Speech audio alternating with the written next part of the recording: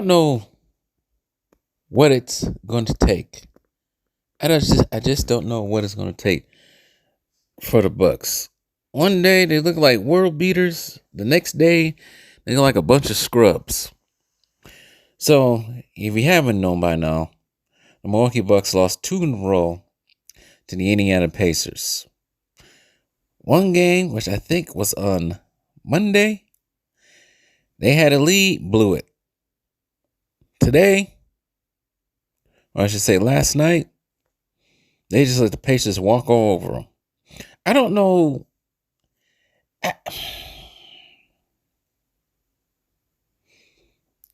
Anyways, I was going to say something I was going to regret. I wasn't going to say regret, but something I didn't want to say. But they're soft. That's the bottom line. They're soft. They don't impact their will on teams sometimes. Maybe the lesser teams, but they don't impact their will on the teams who are shooting at this point in time. Indiana Pacers are, well, last time I checked, 2 or 3 games above 500. So yeah, they don't impact their will on teams that at least stand a chance against them. Now the weaker teams like a Detroit or Washington, even them, they still don't really impact their dominant will on these teams. Nobody's scared of this team. Nobody's absolutely scared of this team at all. Nobody fears the Milwaukee Bucks because they're soft. Soft as Charmin. They let, about a month ago, the Indiana Pacers to take that damn game ball from Giannis. Acting like a bunch of imbeciles. Just let him punk him for that ball. And then they come back out. What is the season record for these two teams right now?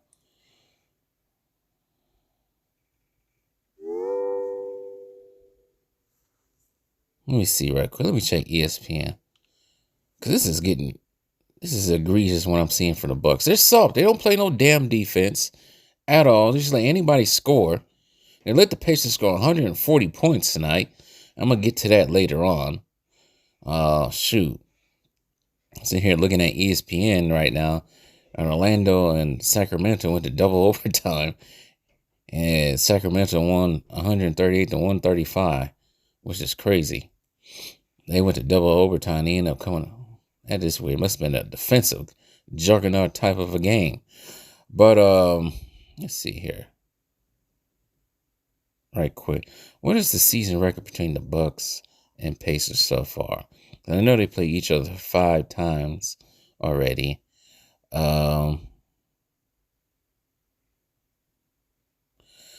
So far,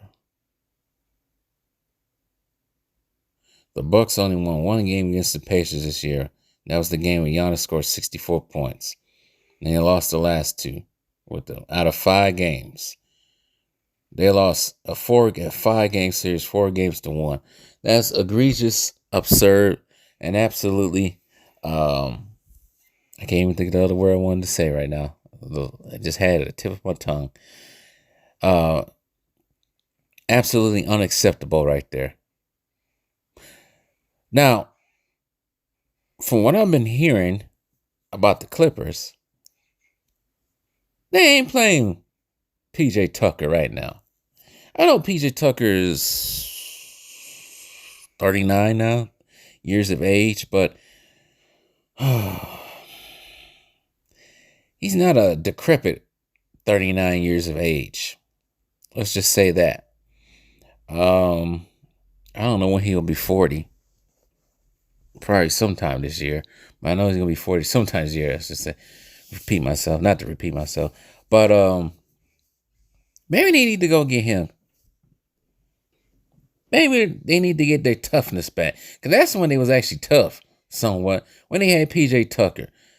Ever since they got him, no. It's just like there's no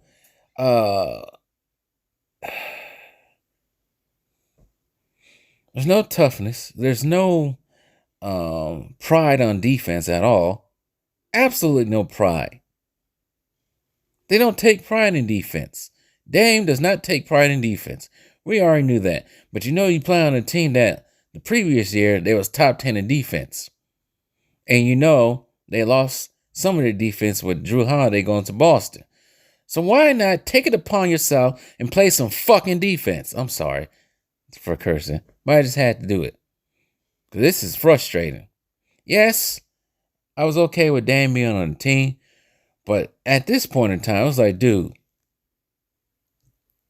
you need to play some damn defense. Same goes with the rest of the team. Pride on defense. Need to have some conversations about this. Coaching only can go so far. Maybe Adrian Griffin needs to be hard on them when it comes to defense, because certainly I don't know what's going on behind the scenes, but no defense is being played at all. So yeah, I agree with 78 Sports and many others. Man, they need to go get PJ Tucker to release some moments, because this is not working as of late. Now I forgot their record right now. What is their record right now? I know they lost 10 games now, but what is their 24-10 right now? And I think they might be tied with the Philly for the second spot, or close to it. Yeah, I need to go call PJ Tucker up or something, because this ain't absolutely not working. And some people say they haven't played Jay Crowder. Well, even with him in there, it still didn't work. But anyways, I'm done with this team. I don't want to talk about them no more. Now, what would probably lighten my mood a little bit is what's going on with the Lakers. I already know what's going on with the Lakers. They got a standing statue on the team. A team with no shooters. But they all want to blame it on the coach. But it gets just worse for them. So last night, I did not know this. I barely even watched this game. But I did not know last night the Lakers played the Miami Heat without Jimmy Butler. This Lakers team got smoked without Jimmy Butler at home. They got smoked by Jimmy Butler without Jimmy Butler at home. You can blame Darvin Ham so much. It's an effort thing. Like the Bucks, it's an effort thing and pride thing. And you got one person who's devoid of all accountability standing around. And I know they got some injuries right now, but you lost to a team without Jimmy Butler. But Bam Adebayo played. Tyler Hero did play. So there's that. But Anthony Davis is the high man, 29 points, 10 for 17. Taurean Prince, big ass here. Get his ass out of here. He went 0 for 6. LeBron James. Ooh. I think age is really, really starting to show now. In 38 minutes, 6 for 18. 0 for 6 from 3. 6 rebounds, 9 assists, 12 points. Yeah, that's what you're getting out of the GOAT these days. The Billy GOAT, as some people would say. Cam Reddish, he scored. See, this is why their defense is this is why their offense is so terrible right here. Cam Reddish and Taurean Prince both scored big fat zeros. And they started. Crazy.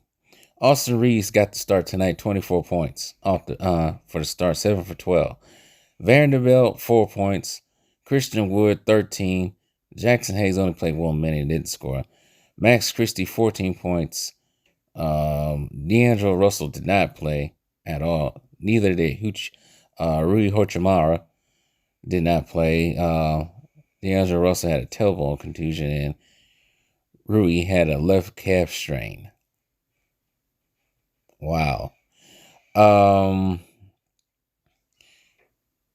Lakers are terrible from 3. They got no offense at all in this game. Straight terrible. I'm surprised they didn't get really blown out. Worse than that. They went 4 for 30, 13% from the 3-point.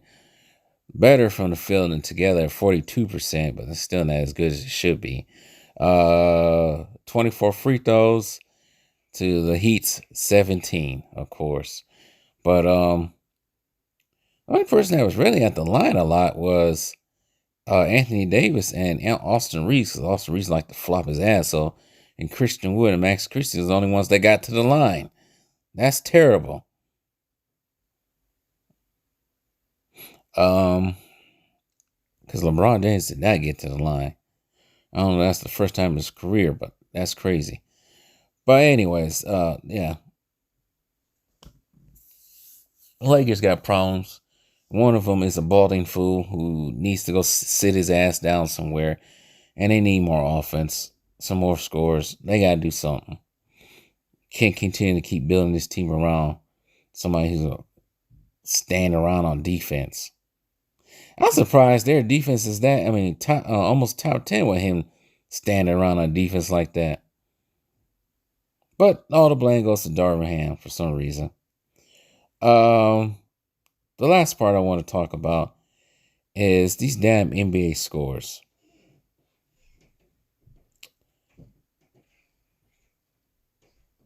These damn NBA scores are crazy right now. Pacers 142, Hawks 141, Jazz 154, Pistons 148.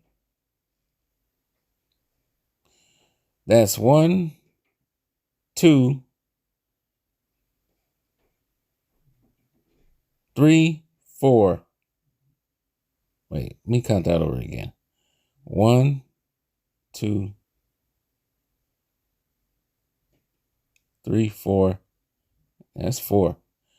4 teams tonight that scored over 140 points. 1, 2, 3, 4 teams scored over 130 points tonight. The only team that didn't get past 100, I don't think that's all the games tonight. Let's see here. I might have lied with that one. Let's see here. Let me recount. Because they didn't get all the games. Damn ESPN. Cavaliers 140. That's 1. Pacers 142. That's 2. Hawks 141. That's 3. Pistons 148 in a loss. That's 4. Jazz 154. That's 5. 5 teams scored over 140 points tonight, either winning or losing. That's absurd. There was tonight 1, 2, 3, 4, 5 teams that score over 130 points. There was only 2 teams tonight to not score 100 points tonight, and that was the Blazers and Lakers and with L's. These scores tonight, all these scores, majority of these scores tonight, look like a bunch of freaking 2K scores. Completely absurd. And I think this is actually a record. It might be a record. See here. This is crazy. That many teams scored that many points tonight.